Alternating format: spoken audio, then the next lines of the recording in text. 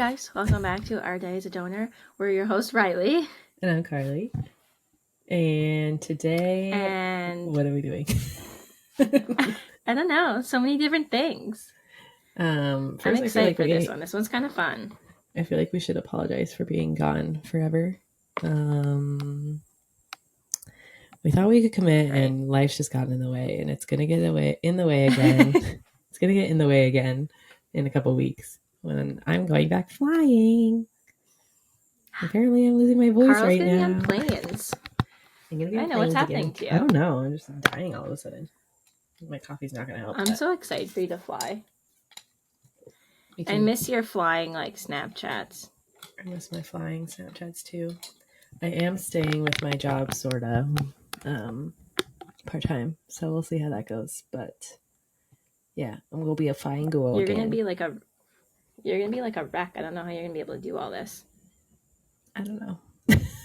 I can barely manage now, so what's barely managing some more. Right. I'm so excited for you.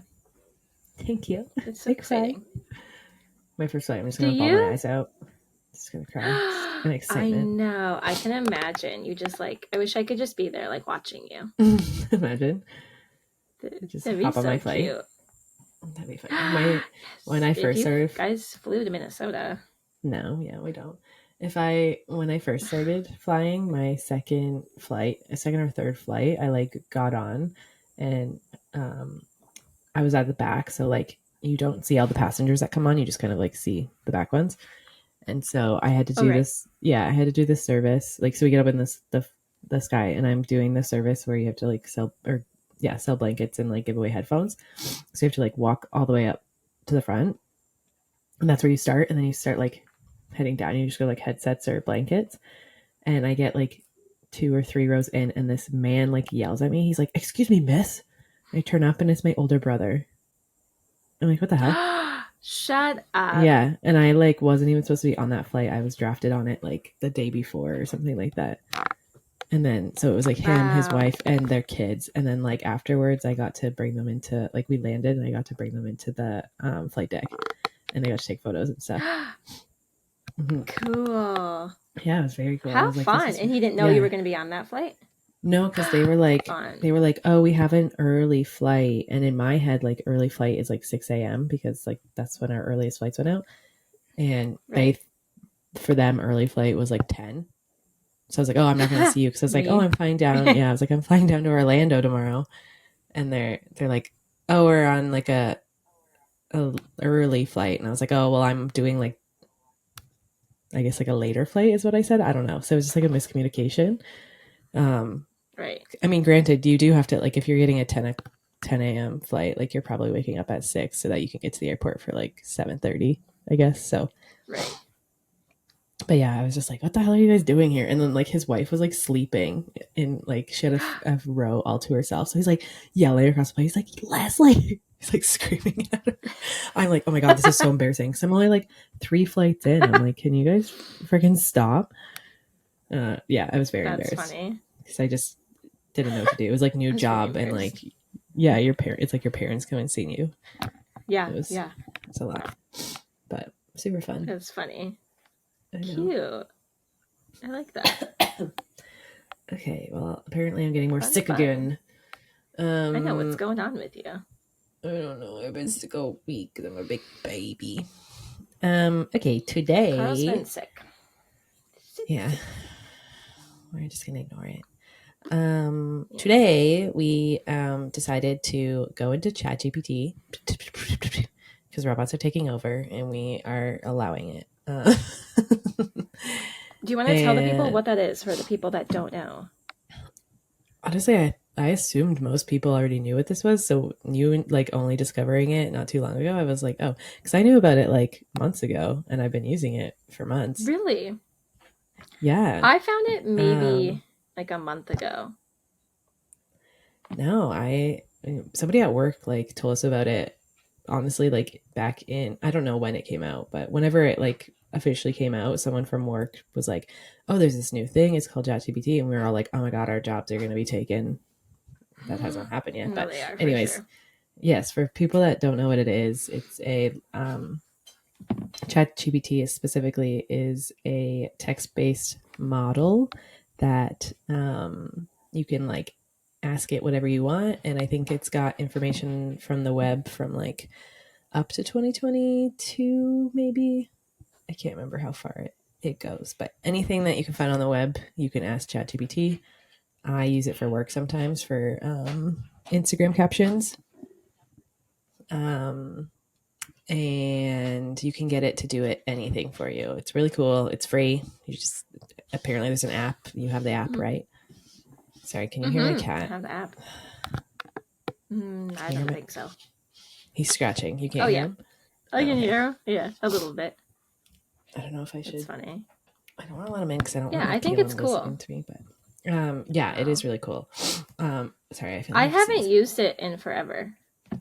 I just opened it. It's like it shows like that. Oh, maybe we won't do that because then you can see my screen.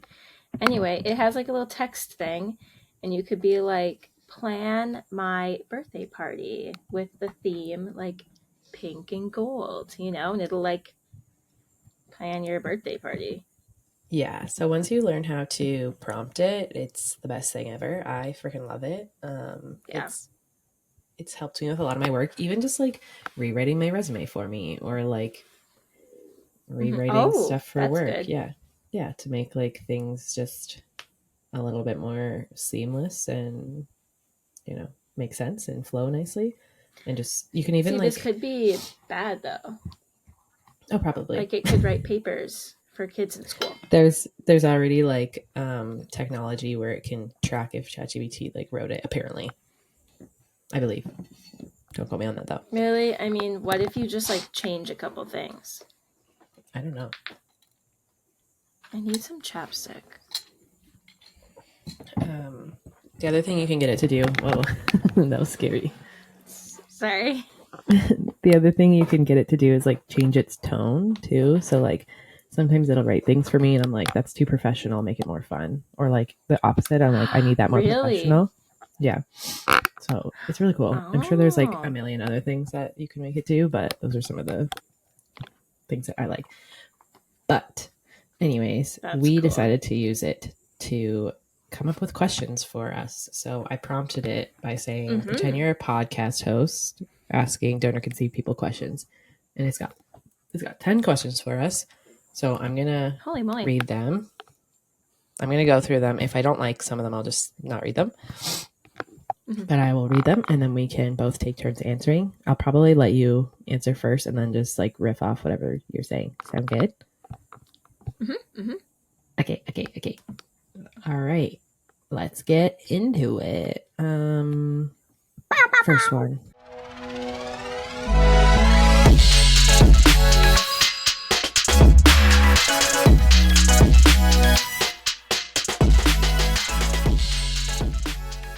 So some of it I'm just gonna like, you've probably answered already, so I would just like shorten it. So like this first one, you might just want to shorten, but can you share your journey of discovering that you were donor conceived? So obviously we've already kind of said that, but what was that moment like for you and how did it shape your understanding of your identity?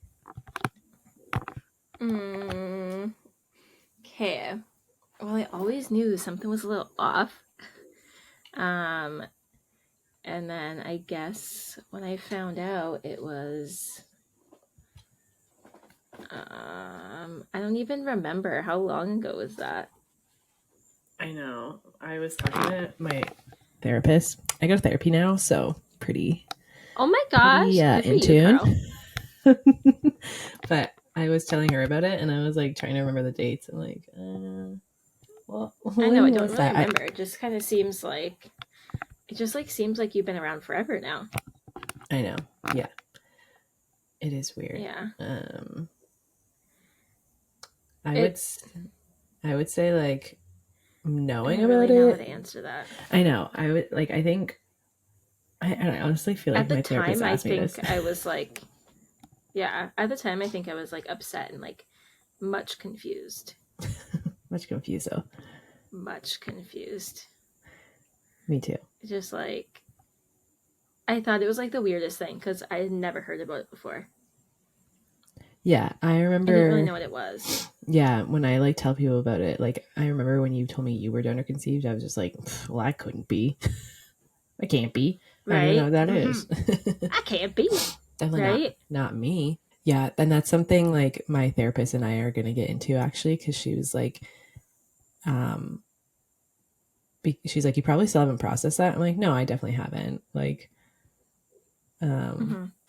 like we've talked about it, but like even when it happened, like my mom telling me, like I obviously haven't fully processed that. I don't know. It feels like something like so separate from like who you are. Like even today when we were talking about, like this morning, I was like going through and like just putting all this together, and I was like, I have to like turn my brain on almost to like remember that that's a part of me, if that makes sense. Like it just feels, it's almost like when I put my like work hat on, like I have to think like, okay, this is my job, and then like I take it off and like, okay, this is me as like just myself outside of work, and then this is like me as donor conceived. Like I almost forget about it, and then you have to like be like, oh yeah, that's a thing that is a big part of my life. But at the same time, I don't think it, like it definitely doesn't shape everything about us, I guess. It's just, it does. It's just like, it's just like a thing that is. Yeah, definitely. I guess. I don't know how to explain it. It's not like, it's nothing crazy. It's not like there was like a crazy earthquake and we got like sucked into it or anything. You know, it's like nothing wild. Yeah. So I guess that kind of like points on the fact of, or like the part of how did it shape your understanding of your identity? Like I feel like it gave me, I guess it probably gave us like a sense of like understanding where we come from, and like putting a label on like, oh, something is different. But I don't understand myself any more than I did before. If anything, it just made things more confusing. No, exactly. No, I agree. Okay, cool. Good answer. Agree. Okay. Good answer. So the next one is, many donor-conceived individuals grapple with questions of genetic heritage and family history. How has being donor-conceived influenced your sense of identity and belonging? So I feel like that's kind of ties to the other one with identity, but like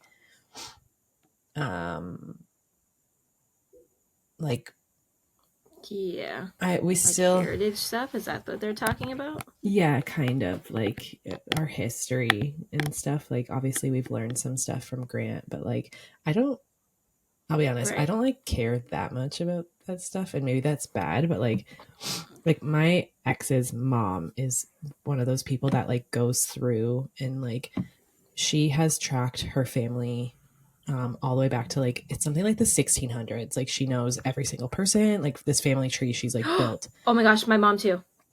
And like I think that's really cool, but I don't have the patience for that, and I know I never will. So I try not to dwell on it. And like it's cool we have 23andMe and all that crap to like build those trees for us. But I just like I personally am not like super like, I don't care about it that much unless those people directly impact me. Like Grant's dad, it was cool learning about him because like he was alive to talk to us about it. And then like it's cool learning about Grant because he's allowed to talk to us about it. But after that, I'm like, I don't really care that much. I don't know if that's bad to say. It's just like there's too much. No. And I don't have enough willpower to learn it all. No, I know. I think it'd be nice if we just like talk, like we've talked to him, we like have stuff that we know. If we just like write it down or whatever, then I think we'll want to know more when we're older. Yeah, and like I want to know more about him as a person, and like I want to know more about you as a person. But you're here and you're like, it's someone I have a relationship with, you know. Like I don't have a relationship with my great grandfather on Grant's side, or even on my mom's side. Like I just I don't know the names of those people. Yeah, that's shitty of me. I don't know, but that's fine. I don't know the names either. I'm too absorbed in day-to-day life now. Maybe when I'm old I can think about that stuff. Yeah, see, that's what I'm saying. We gotta ask questions now, and then when we're older, we'll have the answers. Yeah. Okay, I feel like this one you have to think back and answer it before I met Grant, maybe. Oh boy. Because I feel like we could still answer it now, but there's probably more to answer if we think back to then, and hopefully you'll understand what I'm saying, but we'll see. Okay. So, and I'll tell you if you got it or didn't. Navigating one's identity as a donor-conceived person can come with its own set of challenges. What are some of the common questions or uncertainties you've faced on your journey of self-discovery? So, like, before we met Grant, what did you have? Like, what questions were in your head? Like, why did you want to find him? Kind of. Does that make sense? To him specifically? I guess like how he pertains to you. Do you want me to just tell you what I'm thinking? I just wanted to... Yeah, I mostly just wanted to see what he looked like. Mm-hmm. I was thinking I just wanted to see what like everybody looks like. Yeah, I was thinking specifically health. I feel like that was one of our big questions. Oh, right. Mostly just because like when I started doing it, it was basically like when I started doing like the ancestry stuff, it was because my dad passed away of a heart attack. So I wanted to see like if there are any other genetic things that I could die from. Right. Yeah. So I think that was one of our big questions. Yeah, see, obviously we want to know what he looked like. I wasn't really worried if I was going to be like offed or anything. I just kind of wanted to see if people like murdered. I just wanted to see if people look like me. Yeah. That's all I wanted. I want to get like all of us together and take a photo. I know we have one with Grant, but like I wish we could get all the sisters together and take a photo. Because like I feel like it's the same as when you, and I don't know if you have this, well, you wouldn't have had this because you didn't really have siblings growing up, but like me and my brother growing up, people would compare us and be like, oh, I can kind of see how you look alike there, or like, no, I don't really see it. And I always was like, yeah, I don't see it. Like always I was just like, no, I don't see it. But so just kind of with that, like I don't think you look like your brother at all. Yeah, especially now I don't think I do. But even with like our sisters, it's like, do we look alike? I can't tell. And I feel like if there was more of us, you could kind of be like, okay, no, they do look similar. Yeah. So that would be nice. Yeah, but still, I feel like you look more like them than I do. I'm still waiting for like just one of them to pop up that like looks like me. Yeah, I have like I don't know. I don't know. It's because you're American. You got that American influence. Oh, thanks. The Americans. I don't know what That's it is. Probably true. You know what I think it is? You have different eyebrow shape than all of us. Like your forehead, like you and I have the same like length of forehead, I would say. I know that seems weird, but like your eyebrows are a lot different than ours, and we all have like the same eyebrows, and it like that's a big feature on your face, that's right? True. Where yours are like a bit like mine are a lot closer together. Mine are like shaped different. Yours are I think longer than mine. Okay, mine are only farther apart because I had a plucking problem in high school. Well, exactly. I had one too, and I had like down here.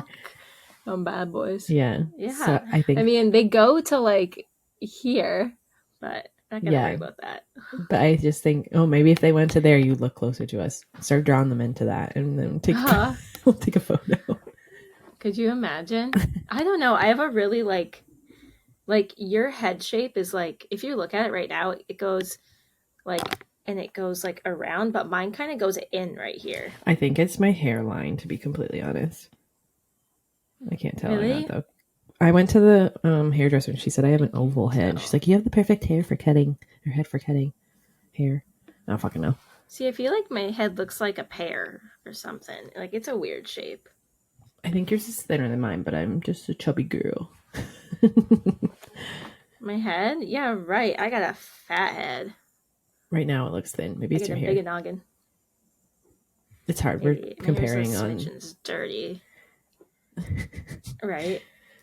We should have recorded your mom when she first saw both of us. Yeah. Remember we were sitting at that table by your kitchen? She was like starstruck. I know. We should have recorded that. I know. What were we thinking? I know. We should have just like set up a camera or just like walked around, with like our phone like this, just like recording people. Yeah. Oh well. Next time you visit, we'll just do that. No, there's no point. No, we'll do it like when you meet like none of Kaylin's friends know you. You haven't met Kaylin. Oh, right. Okay. I was like, I have met everybody already. Okay, I'll ask the next question. I don't even remember anymore. Oh, when I meet Kaylin and his friends. Oh, yes. They don't know you, so they'll be like, oh, you do look like sisters. Every time I go to Canada, I meet a different chunk of like Carl's people. So like the first time I was there, it was a lot of friends. And then, well, it was a few family too. And then the second time I was there, we were recording. So it was more family. It's always family and friends. It's always the same people too, which is good. So then I can remember names. Yeah, most of the time it's the same people. This time it'll be a big chunk of people too, because it'll be my birthday. So, oh my. Yeah, there's a lot of people. Like there were some people that I wasn't like. I was like, oh, maybe I'll invite them, maybe I won't. And then I had one of the people reach out, and she's like, oh my god, I want to come visit you in Ottawa. Are you doing anything for your birthday? And I was like, okay, you're invited to like another kind of group of friends. I'm just like, okay, that group's being invited to. I'm just gonna invite a bunch of people, and like, I think I'll just give them links to hotels. I'm not gonna get an Airbnb because I don't want anyone to like drop out on me, and then I have to pay more for an Airbnb. Right. And then I'll just like invite like groups of people that are in like even numbers, so they can like rent together or get a hotel room together or not. Make it easy, I guess, or drive up together if they want. Okay, in your opinion, what are some misconceptions or stereotypes about donor conceived individuals that you've encountered, and how do you challenge or address them?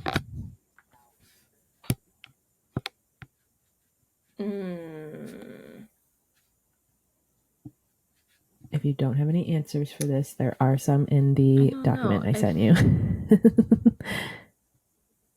I feel like people are doing it and then not realizing like the outcome.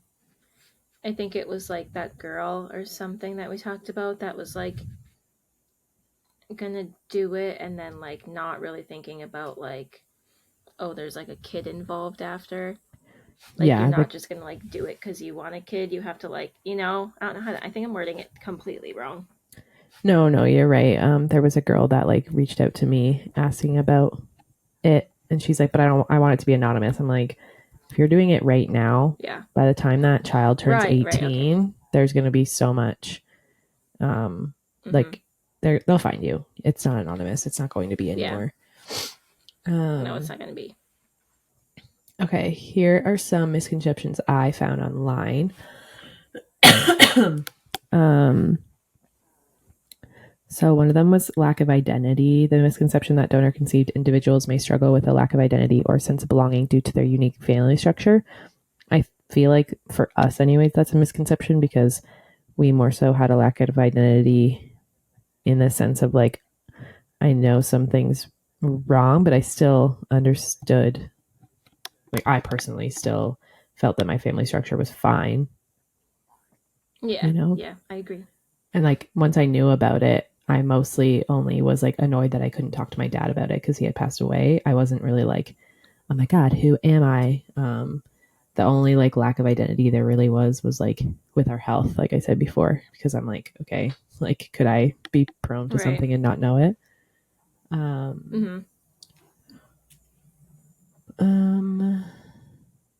See, some of them he says like misconception. Oh, some of them are stereotypes too. So parental disconnect, the misconception that donor conceived individuals have less meaningful or authentic relationships with their non-biological parents, discounting the importance of nurture and emotional bonds in family relationships. Obviously, we don't think that's true. Just because like your dad's not your dad doesn't mean you don't have a good relationship with him.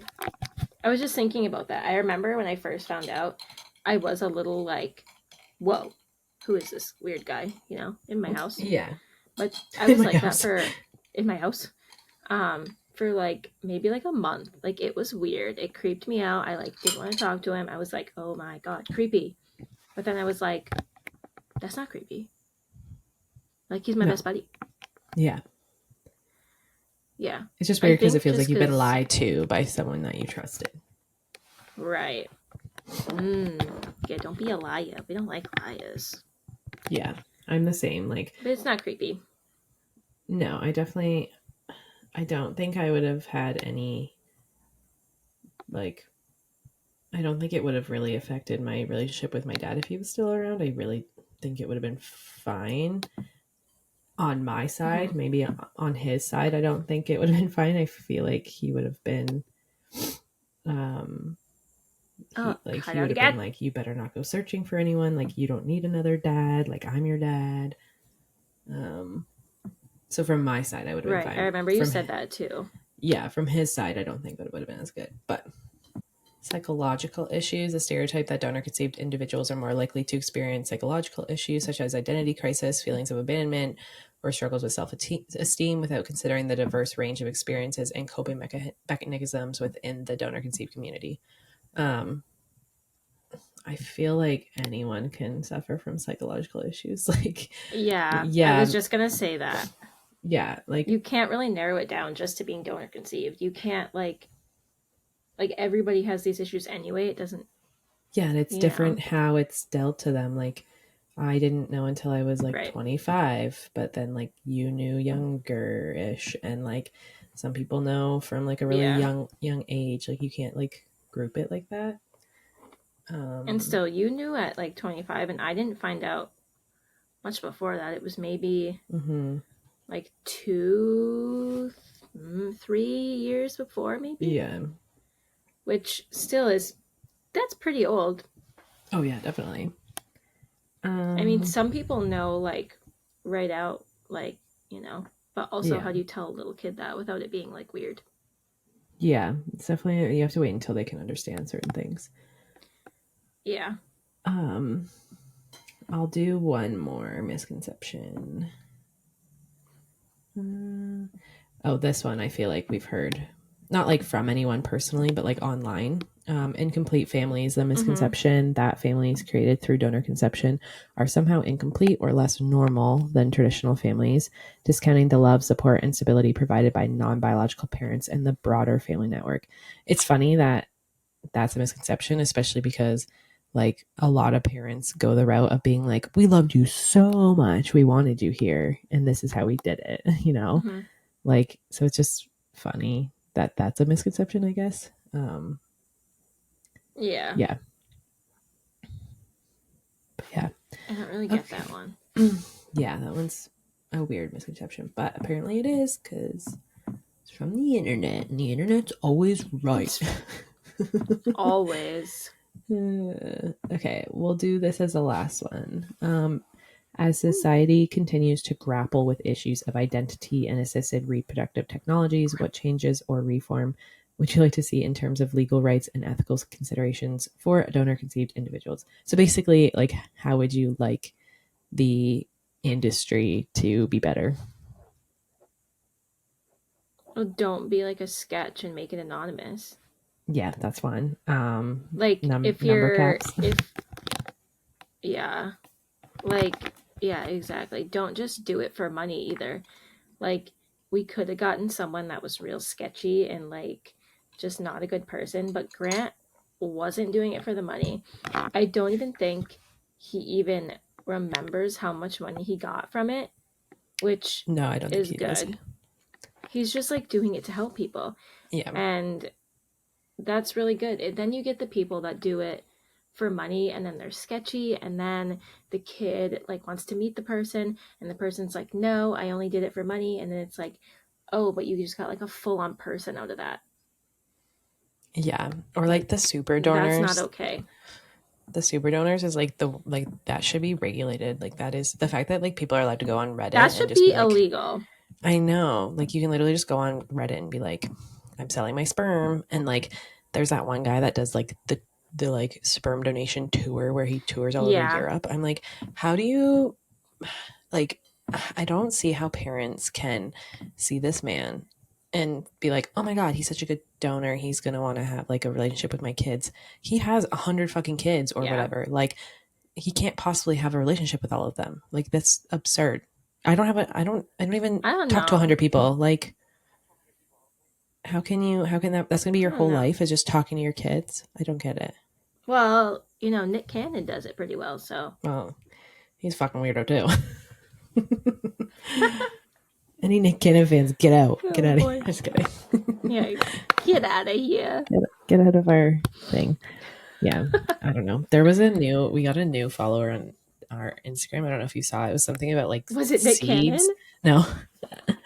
No, but it was like something seeds.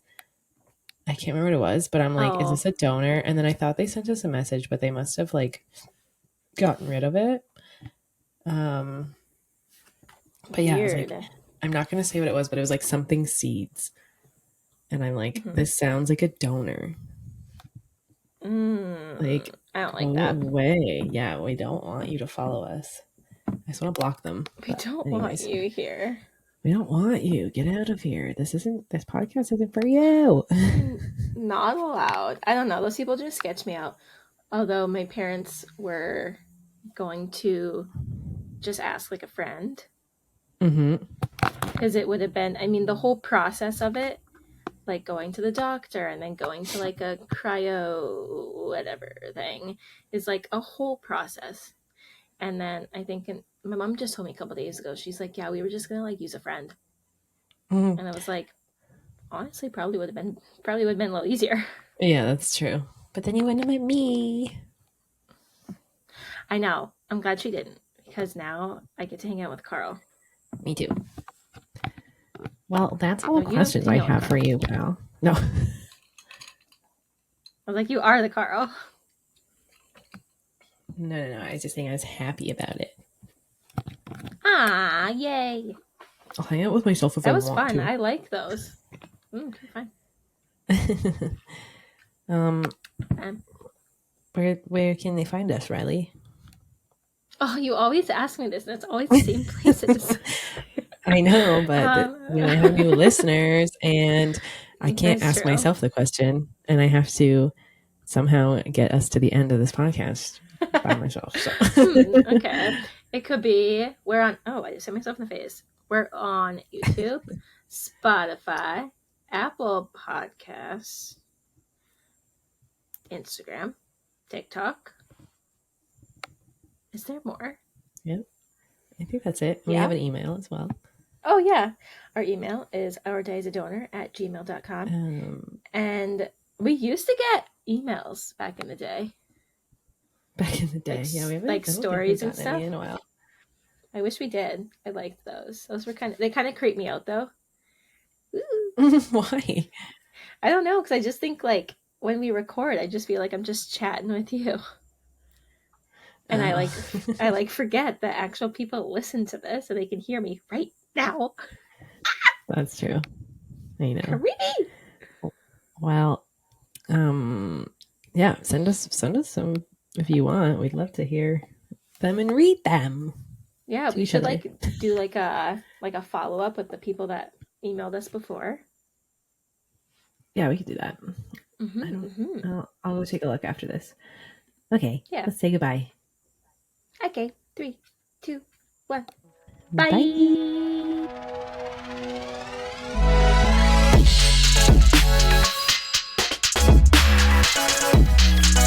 Bye.